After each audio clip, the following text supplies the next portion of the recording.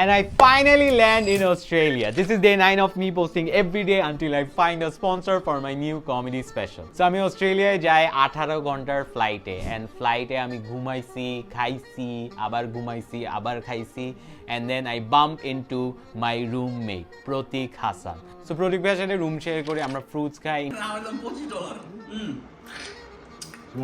Industry gossip করি, and the view for my room, ও ভাই দেখেন কি সুন্দর অ্যাপার্টমেন্ট, আমি কি বাসায় ছিলাম আর কোথায় চলে আসছি। বিগ শাউট আউট টু ডিজেন, আমাদেরকে একদম ফাটাফাটি একটা জায়গায় রাখছে। হেমি ভাই, থ্যাংক ইউ সো মাচ। আর অস্ট্রেলিয়ার আকাশ এত সুন্দর, বাট আমি বিদেশে গিয়ে আছে ও মাই গড আমি ওখানে শো করবো। পুরো টাইম আমার মাথায় ঘুরছিল যে আমি $4000 লসটা কিভাবে রিকুপ করবো, আমার দেশের থেকে কি টাকা আনতে হবে।